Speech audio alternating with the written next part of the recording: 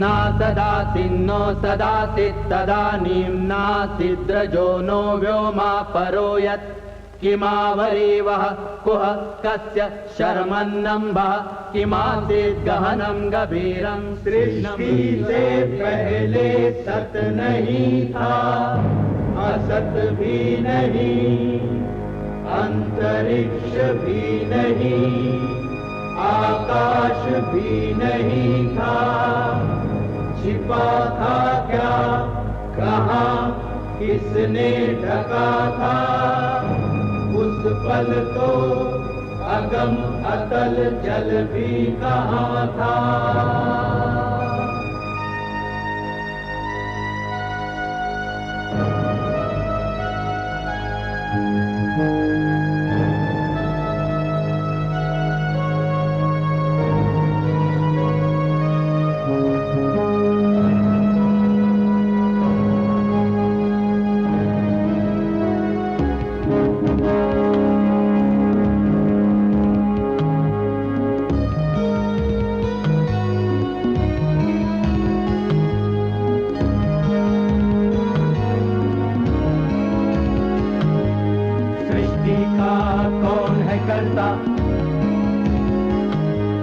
करता है वा अकर्ता,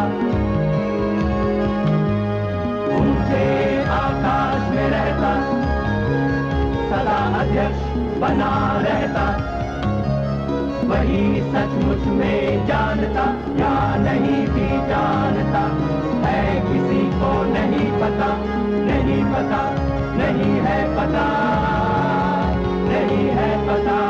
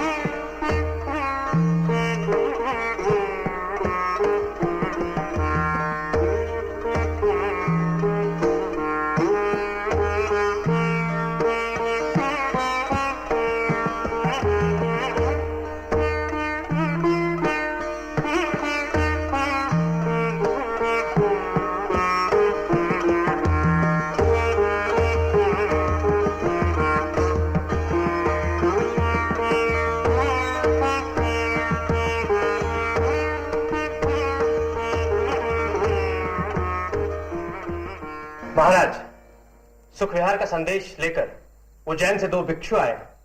उनसे कहो प्रतीक्षा करें। ऐसा कैसा संदेश जो इतने मधुर संगीत में विघ्न डाले? संगीत बाद में, पहले हम उनकी बात सुनेंगे। कोई महत्वपूर्ण संदेश हुआ तो फिर दूसरा राग तो सुनने। भिक्षुओं को आदर सहित ले आओ। जी महाराज।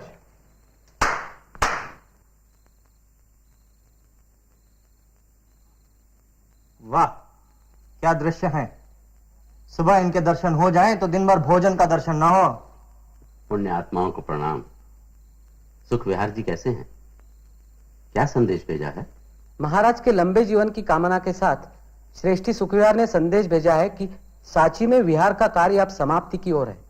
निर्माण संपूर्ण होने पर भिक्षुओं को भोज और वस्त्रादि देने का आयोजन किया है। हमसे क्या अपेक्षा है? यही कि इनके आयोजनों प्रयोजनों में होने वाला व्यय महाराज वहन करें और ये लोग मौज करें। ठीक है ना? नहीं श्रीमान, श्रेष्ठी सुखविहार ने केवल संदेश ही भेजा है, कुछ लेकर आने को नहीं।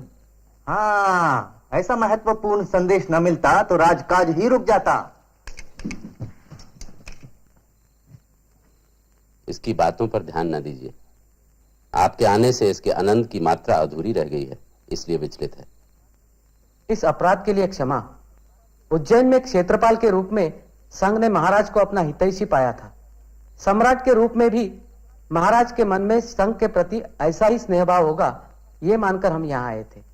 तब तो अवश्य ही तुमने ये पुराना गीत सुना होगा।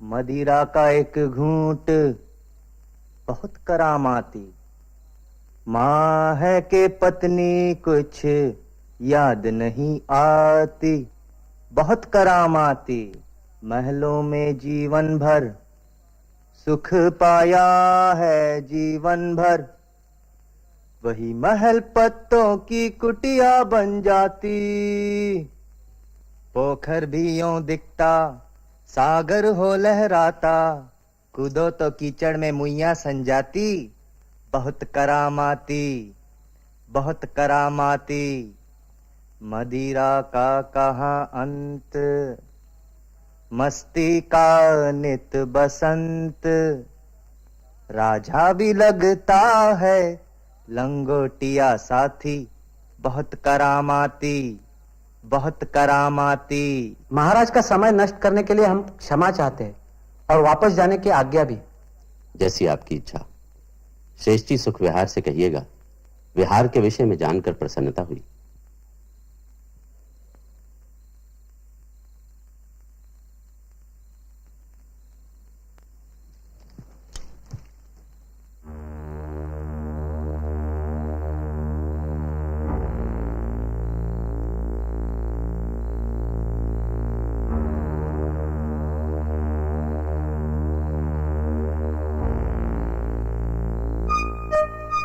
मूर्ख कहीं के।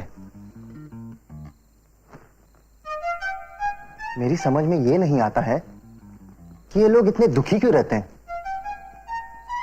ना काम ना धाम, औरों का खाना औरों का पहनना, और मुंह ऐसा लटकाया हुआ है जैसे कि प्रलय ही आने वाली हो।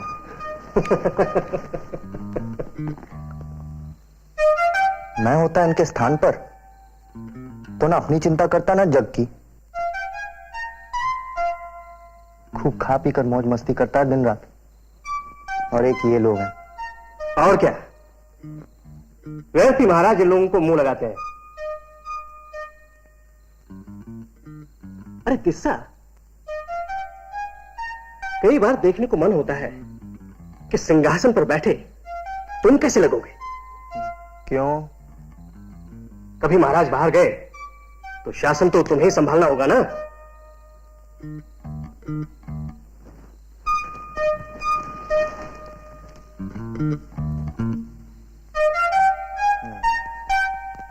बैठो, एक बार बैठ के देख लो। नहीं, मुझे नहीं लगता है कि इसकी गद्दी आरामदायक है। अब बिना बैठे कैसे पता चलेगा, एक बार बैठ जाओ। हाँ ठीक है, तुम हट करते हो तो हम बैठ जाते हैं।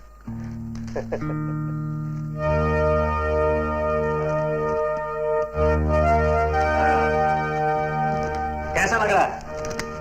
मेरा अनुमान सही था, कोई विशेष आरामदायक नहीं है।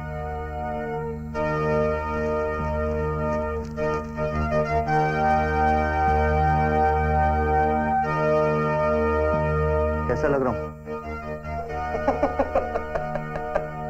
एकदम महाराज की तरह।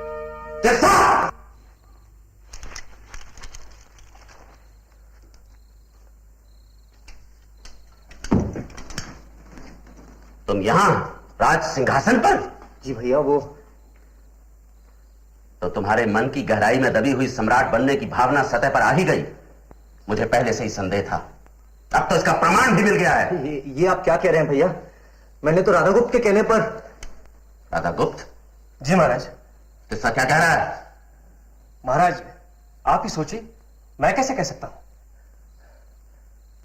सुना किस्सा? राज सिंहासन का अपमान राजद्रोह से कम नहीं, तुम्हें मृत्युदंड मिलेगा। अरे दया करो भैया, दया करो भैया। ये राधागुप्त झूठ बोल रहा है। इन्होंने ही मुझे उकसाया था कि तुम्हें सम्राट बनना चाहिए।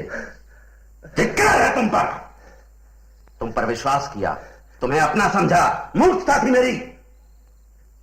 अच्छा हुआ तुम्हारे षड्यंत्र की पोल जल्दी ही खुल गई। राधागुप्त। जी महाराज। किस्सा को सूली पर लटकाने का प्रबंध किया जाए। दया करो भैया, भैया दया करो। महाराज, महाराज किस्सा आपका भाई है, नादान है, भूल हुई। इतना कठोर दंड न दीजिए महाराज, दया कीजिए। एक राजद्रोही को दया की अपेक्षा नहीं, इसे मृत्युदंड ही मिलेगा। नहीं भैया, नहीं। महाराज देश निकाला दीजिए। नहीं, इसे मरना ही होगा। महाराज, महाराज एक बार फिर से विचार कीजिए।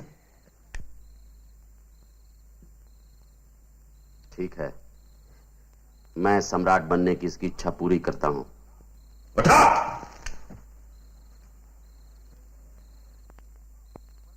ऊपर देखो। 1 सप्ताह के लिए तुम सम्राट हो। जितना चाहे भोग विलास करो, संगीत नृत्य का आनंद लो। आज के 8वें दिन तुम्हें मृत्यु का आलिंगन करना होगा।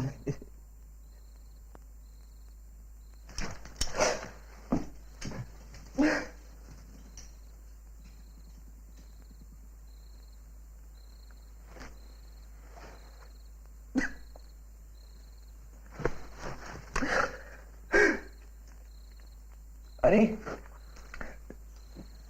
लोग तो एक दिन का सम्राट बनने के लिए हंसते हंसते अपनी जान देते हैं। तुम्हारा सौभाग्य है, इस सप्ताह तुम्हारी सारी इच्छाएं पूरी की जाएंगी।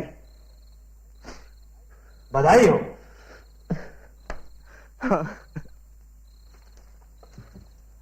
महाराज, राग रंग का पूरा प्रबंध कर दिया गया है।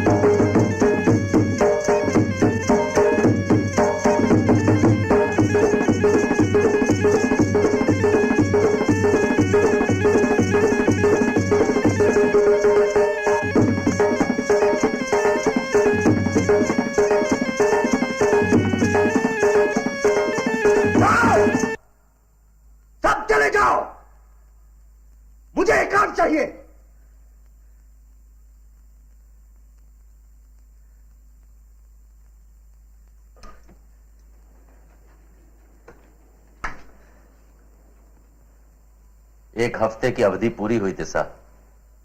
मरने के लिए तैयार हो जाओ। तुम्हारा कभी भला नहीं होगा राधागुप्त। मूर्ख था मैं जो तुम्हारी बातों में आ गया। पूरे सप्ताह एक पल के लिए भी नहीं सो पाया, एक भी चैन की सांस नहीं मिली। क्यों? तुम्हारी सेवा में तो राज्य के सर्वश्रेष्ठ नर्तक और गायक थे। नर्तक नृत्य करके और गायक गाकर चले गए, कुछ देखा न सुना।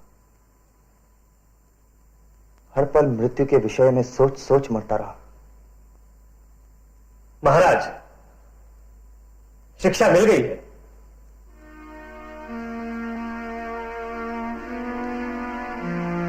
तिस्सा,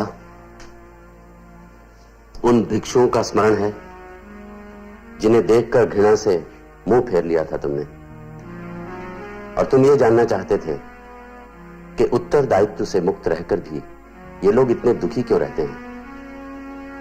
क्योंकि वो कभी भूलते नहीं कि एक ना एक दिन सबको मर जाना है। सांसारिक भोग विलास मिथ्या है, परोपकार ही जीवन है। मैं यही शिक्षा तुम्हें देना चाहता था जो तुम्हें मिल गई है। तुम स्वतंत्र हो। तो मुझे मरना नहीं होगा।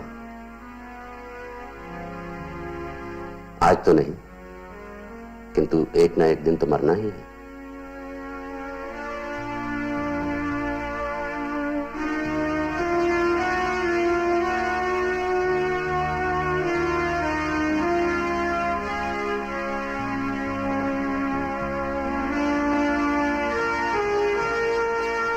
एक ना एक दिन तो मर जाना ही होगा।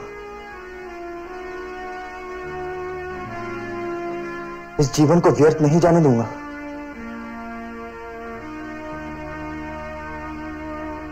कुछ करना ही होगा। तुम तो गंभीर हो गए। मुझे जाना है। कहां जाओगे? उन भिक्षुओं से क्षमा मांगने।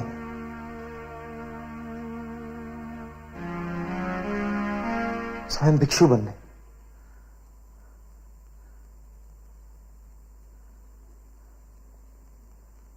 राजप्रसाद छोड़कर जाओगे?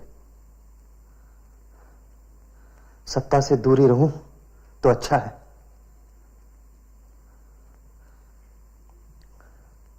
पता नहीं, मन में खोट आ सकती है। कैसी बातें करते हो तिस्सा? मुझे तुम पर पूरा विश्वास है। किंतु मुझे स्वयं पर विश्वास नहीं। मन की दुर्बलता ठग सकती है।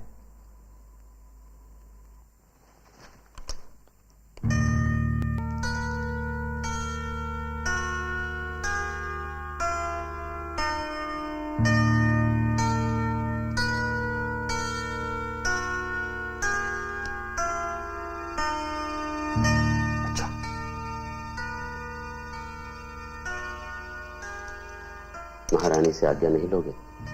उन्हें मेरा प्रणाम कहिएगा और उन्हें कहिएगा कि मैं अपने मन से गया, मन की मुक्ति के लिए। जाने की ठान ली है तो जाओ तिस्सा। जब चाहो वापस आ जाना। राजप्रसाद और हमारे मन के द्वार सदा तुम्हारे लिए खुले रहेंगे।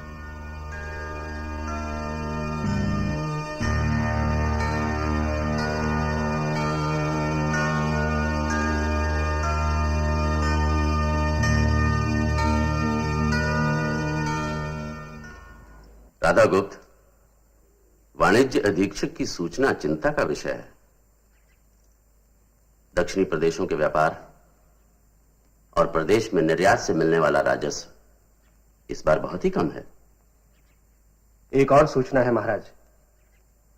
कलिंग से हमारे दुर्गपाल ने सूचित किया है कि वहां के गण समय समय पर हमारी सीमा चौकियों पर आक्रमण करते रहते हैं और हमारे व्यापार का प्रमुख मार्ग भी कलिंग से ही होकर जाता है।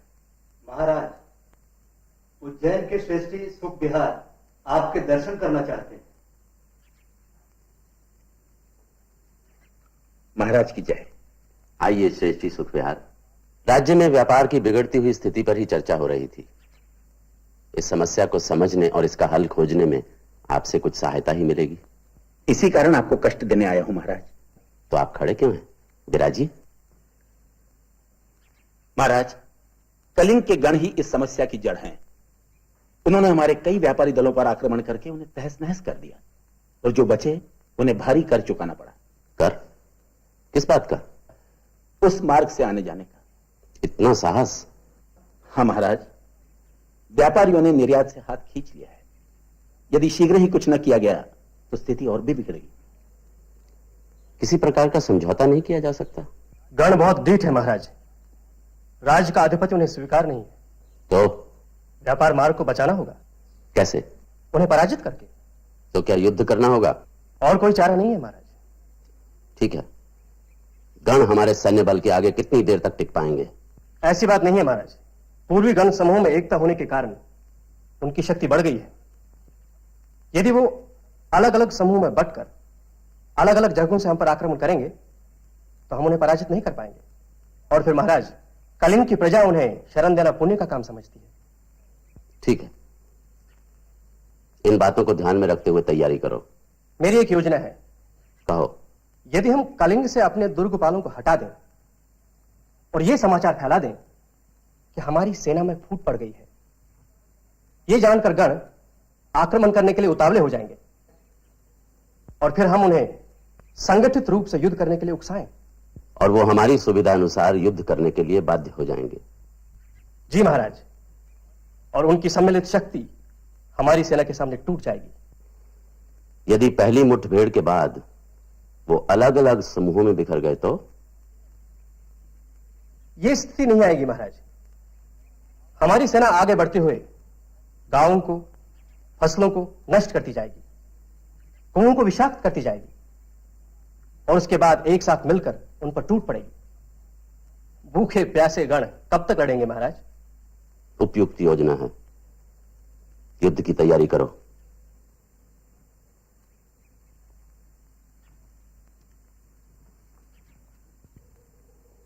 घर में सब कुशल मंगल तो है? देवी और बच्चों का क्या हाल है?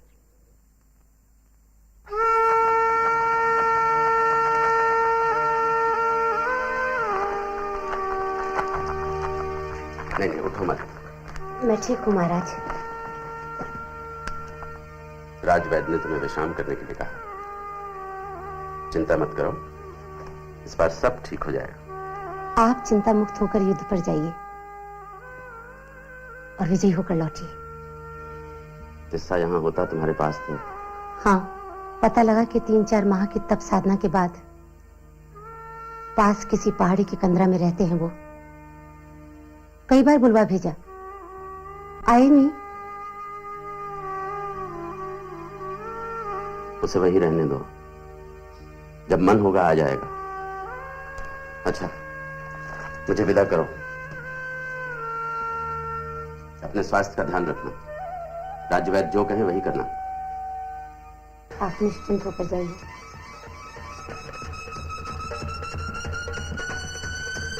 ईश्वर आपकी रक्षा करेंगे।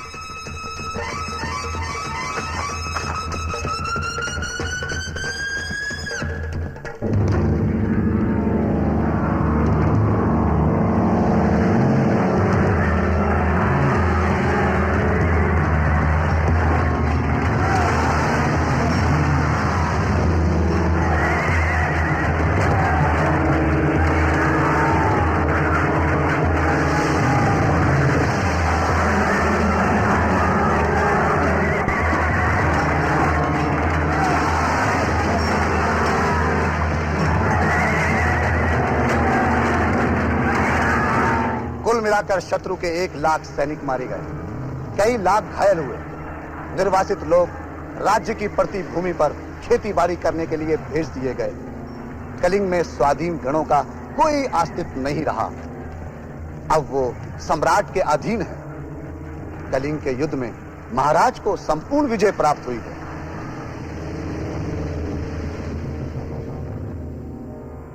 महाराज, गर्भ में ही शिशु की मृत्यु हो गई थी।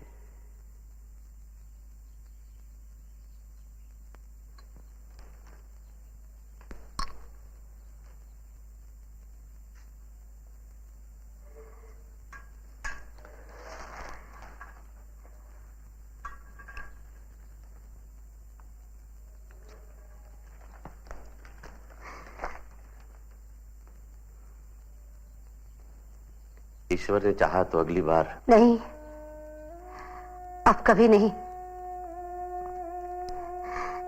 राजवैद्य का कहना है कि अब मैं गर्भधारण नहीं कर सकती।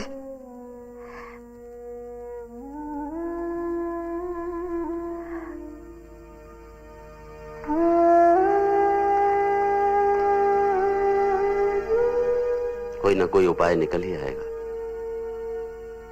तुम दुखी मत हो। मुझे बच्चे का दुख नहीं, आपके वापस सुरक्षित आने का सुख है। कैसा सुख? हमारा बच्चा नहीं रहा, लगता है मैं ही उसका उत्तरदायी हूं। ये क्या कह रहे हैं आप? ऐसी बातें मन में ना लाए। क्या हुआ जो मैं अपनी कोख से बच्चे को जन्म नहीं दे सकती?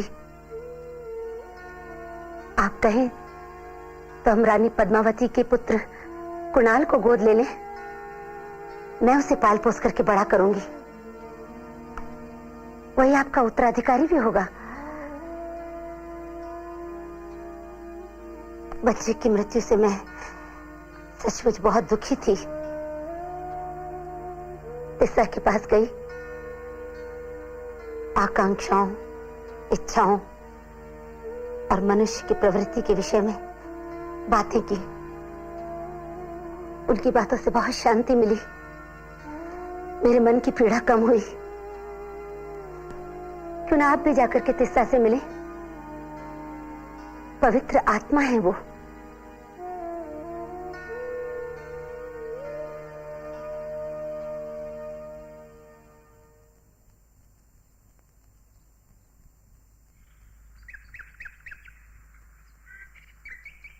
तिस्सा! तिस्सा!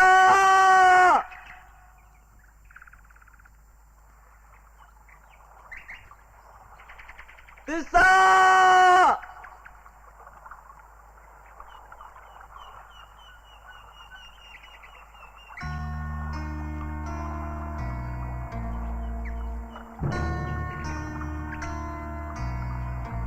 तिस्सा!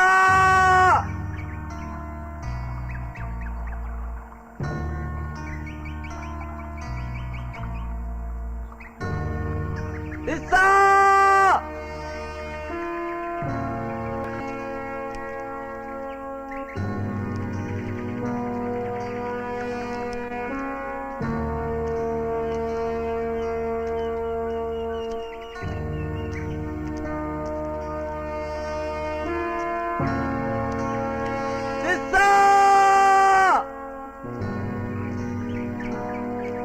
तिस्सा!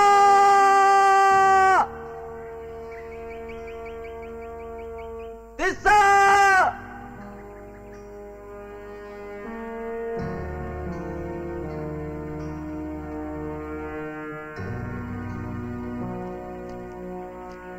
जय हो महाराज। जय विजय अपशब्द जैसे लगते हैं। अच्छा किया तुम चले आए, मन की शांति तो मिली। इतने बड़े युद्ध में विजय प्राप्त करने के बाद भी इतना अशांत, क्या बात है भाई?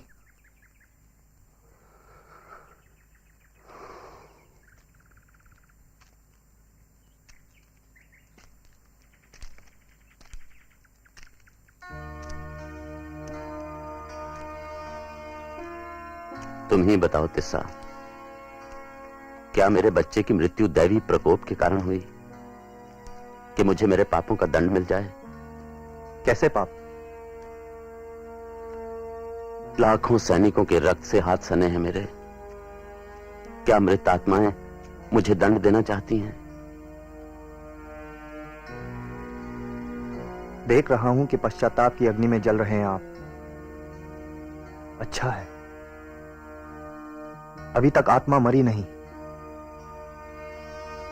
भाई अशोक, आप अपने बच्चे की मृत्यु के उत्तरदायी नहीं, किंतु उन लाखों सैनिकों की मृत्यु के उत्तरदायी अवश्य हैं। मैं क्या करता, साम्राज्य की रक्षा के लिए करना पड़ा। साम्राज्य? गौतम बुद्ध का कहना है कि जिस राजा ने धरती का एक टुकड़ा जीत लिया है, वो दूसरा भी जीतना चाहेगा। सारी धरती जीतने के बाद वो आकाश पर राज करना चाहेगा। इसी प्रकार मन की इच्छाएं कभी पूरी नहीं होंगी। अधूरी इच्छाएं ले ही वो मृत्यु को प्राप्त हो जाएगा, और साथ में कुछ नहीं जाएगा, कोई नहीं जाएगा। अशोक, मुट्ठी बांधे आना है, हाथ पसारे जाना है। मैं क्या करूं मेरे भाई? गौतम बुद्ध के शरण में आ जाइए, इसी में आपकी मुक्ति है। एक योद्धा के जीवन कर्म और भगवान बुद्ध की शिक्षाओं में विरोधाभास है तिस्सा। सम्राट के रूप में मेरे कुछ कर्तव्य हैं। भगवान बुद्ध की शिक्षा, सबको समान समझो, सबसे प्रेम करो, क्या यह शिक्षा मुझे अपराधियों को दंड देने की अनुमति देगी? क्यों नहीं? दंडनीय को दंड और प्रशंसनीय को प्रशंसा मिलनी ही चाहिए। अपराधी को दंड राजा की भावना के कारण नहीं, उसके दुष्कर्मों के कारण मिलता है। और युद्ध में हुआ रक्तपात अकारण है तो निंदनीय है, किंतु शांति स्थापित करने के सभी प्रयत्नों के बाद यदि कोई राजा युद्ध में उतरता है तो उसे दोषी नहीं ठहराया जा सकता। इस स्थिति में वो शत्रुओं के हाथ मारा भी जा सकता है। यदि वो विजयी होता है तो उसे सांसारिक वस्तुओं की क्षणभंगुरता को नहीं भूलना चाहिए। उसे समझना चाहिए कि कुछ भी स्थायी नहीं है, उसकी विजय भी नहीं। एक ही उपाय है, स्वयं को शांत रखकर अपने मन से घृणा निकाल दें। विरोधी को अपने बराबर का स्थान देकर कहें, आओ आओ हम शांति से रहेंगे, भाई बनकर रहेंगे। अशोक, कलिंग के युद्ध में आपको महान सफलता प्राप्त हुई है, किंतु जब आप स्वयं पर विजय प्राप्त कर लेंगे तो यह सफलता महानतम होगी।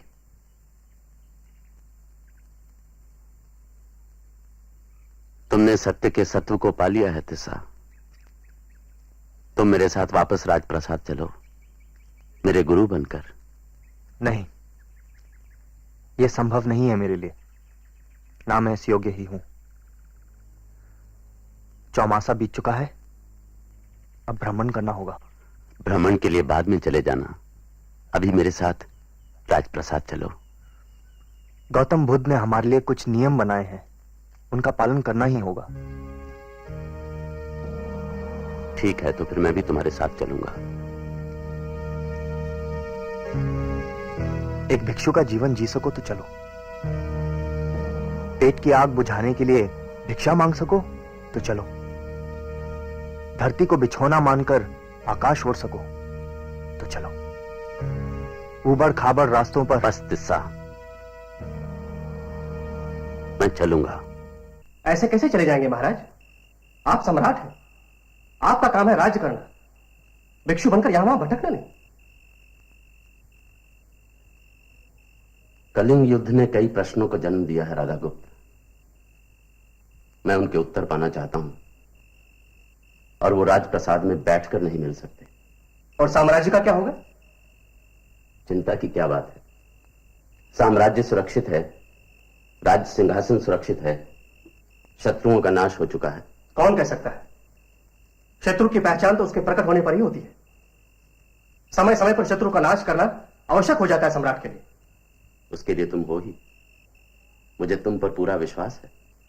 वो तो ठीक है महाराज, किंतु इस प्रकार छोड़कर चले जाना अन्याय होगा।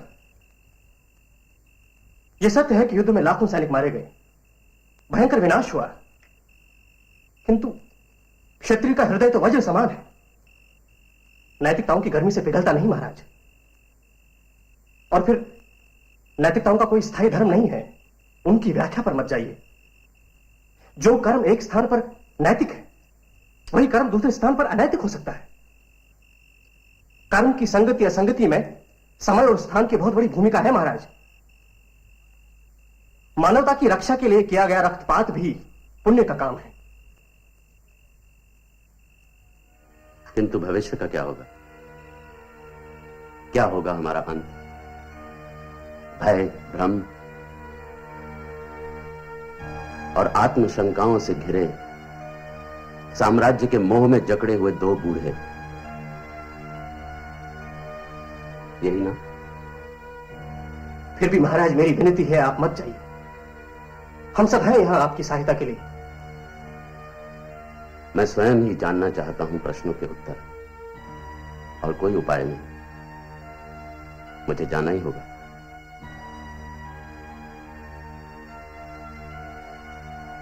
किंतु महाराज, ऐसे कई विषय हैं जिन पर आप ही निर्णय ले सकते हैं। इसलिए राजधानी और आपके बीच में एक संचार व्यवस्था का होना आवश्यक है। मुझे कोई आपत्ति नहीं। तुम्हारा क्या सुझाव है? मेरे विचार से धावक और अश्वारोही। ठीक है, किंतु सावधान रहना। किस्सा को मेरा स्नेह दीजिएगा महाराज।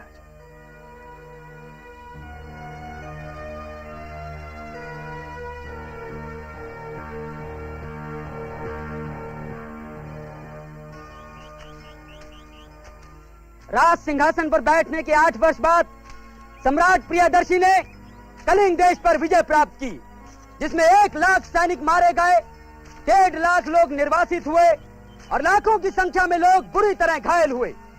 कलिंग को साम्राज्य में मिलाने के बाद सम्राट प्रियदर्शी ने सच्चे मन से धर्म को अपना लिया, धर्म की इच्छा की, धर्म की शिक्षा दी। कलिंग के युद्ध से सम्राट प्रियदर्शी को बहुत पश्चाताप हुआ, क्योंकि जब भी किसी स्वतंत्र देश को विजित किया जाता है तो रक्तपात, मृत्यु और लोगों के निर्वासन से सम्राट प्रियदर्शी को बहुत दुख होता है, उनके मन पर आघात लगता है। इससे भी अधिक संताप सम्राट प्रियदर्शी को वहां के निवासियों को देखकर होता है, चाहे वो ब्राह्मण हो या श्रमिक, अन्य गण के हो या गृहस्थ, सभी को हिंसा, हत्या और अपनों से बिछुड़ जाने के दुख से जूझना पड़ता है। या वो लोग जो सौभाग्यवश बच जाते हैं, युद्ध का पाशविक प्रभाव भी जिनके मन का स्नेह दीप नहीं बुझा पाता, उन्हें भी अपने मित्रों, परिचित जनों, सहकर्मियों और संबंधियों के दुर्भाग्य को भोगना पड़ता है। ऐसी पीड़ा में सभी मनुष्यों का सहभागी होना सम्राट प्रियदर्शी के मन का बोझ बन जाता है। धर्मोपदेश का ये शिलालेख स्थापित करने का कारण है कि मेरे होने वाले किसी भी पुत्र या पौत्रों के मन में अन्य देशों को जीतने की भावना न उत्पन्न हो। वो जो भी विजय प्राप्त करें, धर्म और अल्पदंड से ही प्राप्त करें।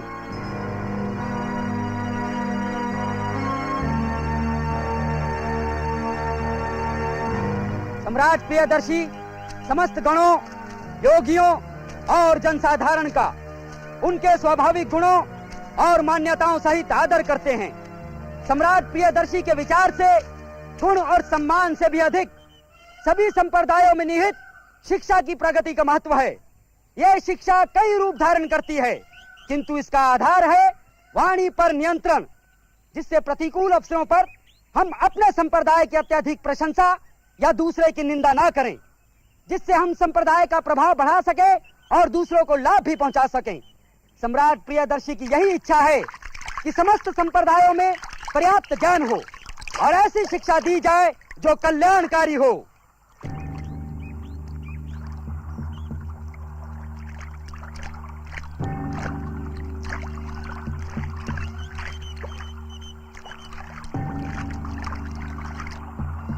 सम्राट प्रियदर्शी के साम्राज्य में यहाँ तक कि चोला, पांड्या, सत्यपुत्र, केरल पुत्र, सुदूर, सिंहल और यूनानी राजा एंटीयोकस के सीमावर्ती क्षेत्रों में भी हर स्थान पर 2 आरोग्य सेवा केंद्र स्थापित कर दिए गए हैं।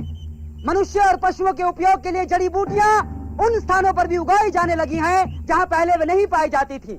मनुष्य और पशुओं के उपयोग के लिए मार्गों के किनारे कुएं खुदवा दिए गए हैं और वृक्ष भी लगा दिए गए हैं। सम्राट प्रियदर्शी के आदेश से तौसाली और संपा के राज्य अधिकारियों और नगर न्यायाधीशों के लिए निर्देश। कई सहस्त्र मनुष्य आपके संरक्षण में हैं।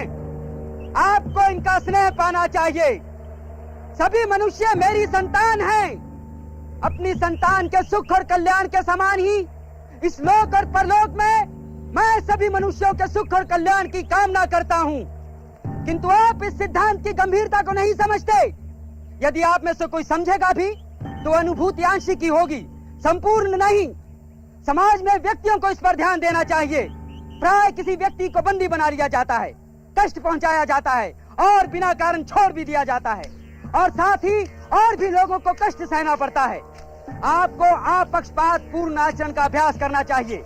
किंतु जिस व्यक्ति में ईर्ष्या, क्रोधी स्वभाव, कठोरता, उतावलापन, हठ, आलस या शिथिलता जैसा कोई भी दोष है, उसके लिए ऐसा आचरण संभव ना हो पाएगा। आपको इन दोषों से दूर रहना चाहिए। इन निर्देशों का पालन करने पर आपका भारी हित और पालन न करने पर उतना ही अहित होगा। भूतपूर्व राजाओं ने जनमानस की प्रगति के प्रयास किए, किंतु उनकी प्रगति ना हो सकी। तो कैसे जनमानस के मन में धर्म के प्रति रुचि जागे और आस्था जन्मे? धर्म निष्ठा द्वारा कैसे मैं उनकी प्रगति कर सकूं? मैं उन्हें धर्मोपदेश सुनाने की व्यवस्था करूंगा। लाखों जन के बीच राजू का नियुक्त कर दिए गए हैं। उन्हें निर्देश दिए गए हैं कि वे जनमानस में धर्म के प्रति आस्था जगाएं। मेरे धर्माधिकारी सभी संप्रदायों के बीच कार्य कर रहे हैं। ये और अन्य कई मुख्य अधिकारी मेरी और महारानी की ओर से दान दक्षिणा वितरित कर रहे हैं। इस प्रकार धर्म की ख्याति विश्व भर में फैलेगी और इसकी पुष्टि होगी दया, दान, सत्यवादिता, पवित्रता, करुणा और सदाचार के रूप में। यह सब मैंने इस कारण किया है कि मेरे पुत्र पौत्र और जब तक सूर्य चंद्र गतिशील हैं, जनमानस धर्म का पालन कर सकें। सम्राट प्रियदर्शी के आदेश से धर्मोपदेश का यह शिलालेख स्थापित किया गया। अब यहाँ किसी भी प्राणी की हत्या करने या बलि चढ़ाने की अनुमति नहीं है। यद्यपि कुछ उत्सव सम्राट प्रियदर्शी को मान्य हैं, फिर भी उत्सवों में निहित अधर्म के कारण उनके आयोजन की अनुमति नहीं है।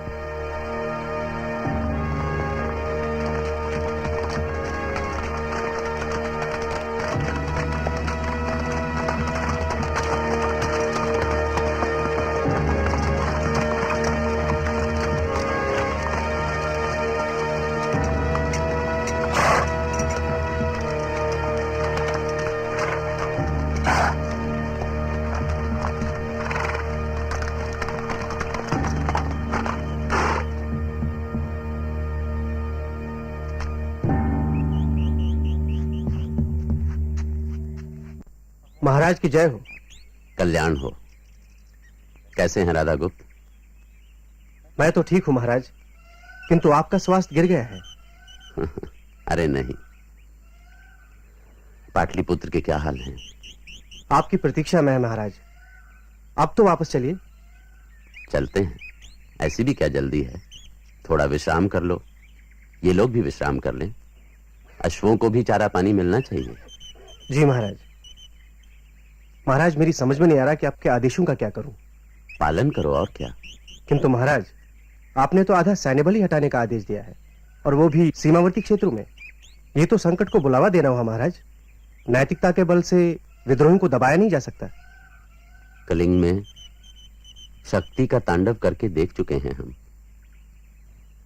क्या मिला हमें? व्यापार के लिए आवश्यक मार्ग की सुरक्षा और एक अत्यंत उपयोगी राज्य, जिसकी रक्षा के लिए हर समय भारी सैन्य बल आवश्यक है कि विरोधी उसे वापस न ले लें। इसे तुम विजय कहते हो? नहीं राधा गुप्त, बहुत हो चुका शक्ति प्रदर्शन। दूसरे उपाय भी हैं। महाराज, तो फिर सेना की आवश्यकता ही क्या है? उसे भी हटा दीजिए।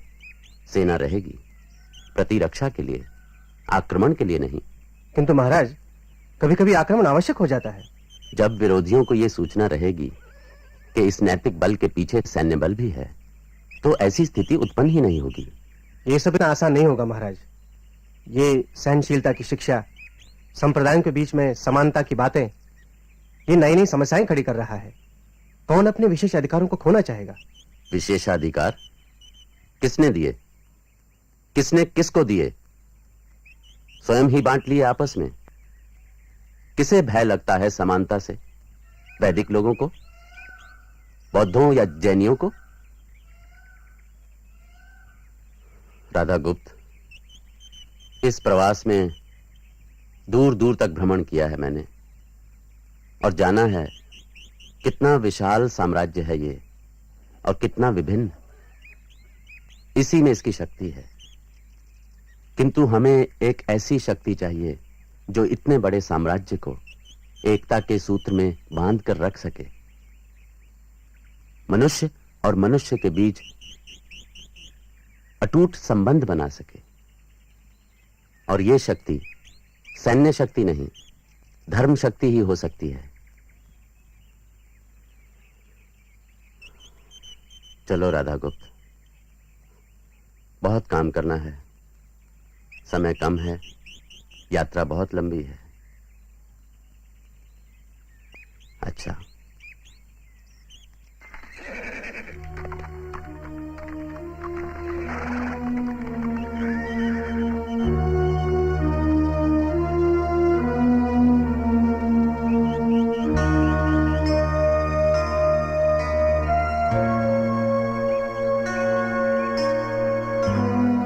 भारत को एक सूत्र में बांधने और एक संगठित राज्य की स्थापना करने की कल्पना को साकार करने की कोशिश सबसे पहले अशोक ने ही की, और वो भी किसी व्यक्ति की सामाजिक जरूरतों और अरमानों का दमन किए बिना। धम्म की नीति सामाजिक व्यवहार के बारे में थी। उसका मकसद यह बिल्कुल नहीं था कि सारी जनता बौद्ध धर्म अपनाए। यह एक प्रयास था मनुष्य की गरिमा को बनाए रखने का और परस्पर सद्भाव और भाईचारा फैलाने का। और इसीलिए यह उचित ही है कि स्वाधीन भारत का राष्ट्रीय चिन्ह है अशोक स्तंभ पर बने 4 शेर और चक्र।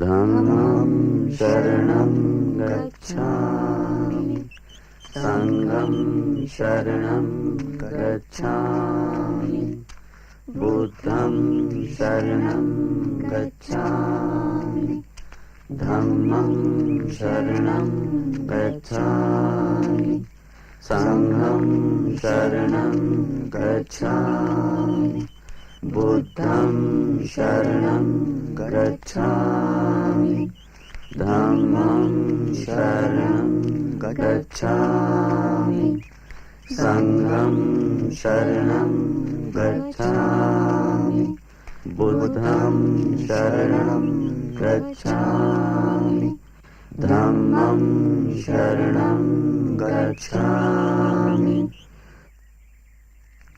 महेंद्र, तुम सिंघल द्वीप जाओ, लंका नरेश को मेरा ये संदेश देना, कहना बोधि वृक्ष से ही जन्मा ये नन्हा सा पौधा मैंने उपहार स्वरूप भेजा है। ये उनके प्रति मेरे स्नेह का प्रतीक है और प्रतीक है इस विश्वास का कि वो अपने देश में धर्म का प्रचार करेंगे। संघमित्रा, तुम साम्राज्य की सीमा के पार पूर्वी देशों में जाओ और धर्म का ऐसा प्रचार करो कि पूरे विश्व में शांति का संदेश फैल जाए। जाओ।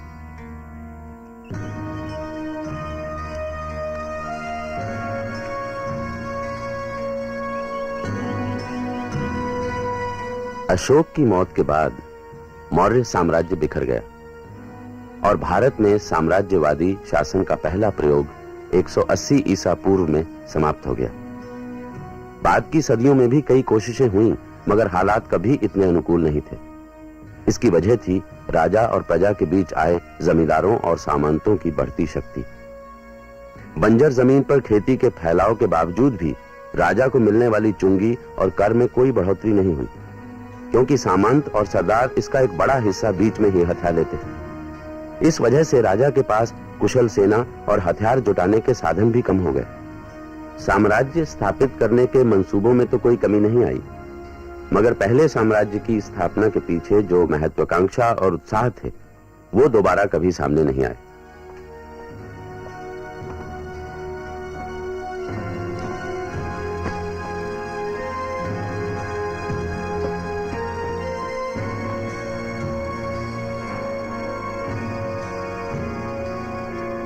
मगध साम्राज्य के पतन के बाद उत्तर पश्चिम से बार बार हमले हुए, जिनकी वजह से हिंद आर्य सभ्यता का केंद्र दक्षिण भारत बन गया।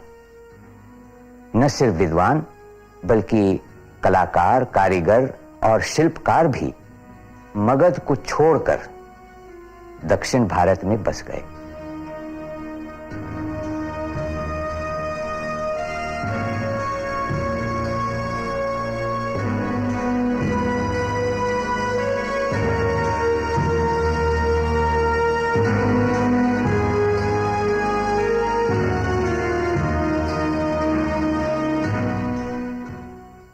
हिरण्यगर्भात् समवर्तताग्रे भूतस्य जातः पतिरेक आसीत् सदाधार पृथिवीं जामुते मां कस्मै देवाय हविषा विधेम। वह था हिरण्यगर्भ सृष्टि से पहले विद्यमान, वही तो सारे भूत जात का स्वामी महान। जो है अस्तित्वमान धरती आसमान धारण कर, ऐसे किस देवता की उपासना करें हम हवि देकर।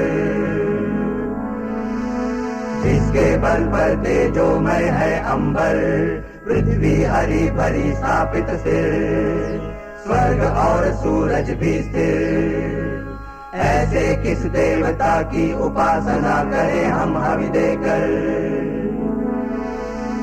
गर्भ में अपने अग्नि धारण कर पैदा कर, व्यापा था जल इधर उधर नीचे ऊपर, जगा जो देवों का एकमेव प्राण बनकर, ऐसे किस देवता की उपासना करें हम हवि देकर। ओ सृष्टि निर्माता स्वर्ग रचयिता पूर्वज रक्षा कर, सत्य धर्म पालक अतुल जल नियामक रक्षा कर, फैली है दिशाएं बाहु जैसी उसकी सब में सब पर, ऐसे ही देवता की उपासना करें हम हवि देकर, ऐसे ही देवता की उपासना करें हम हवि देकर।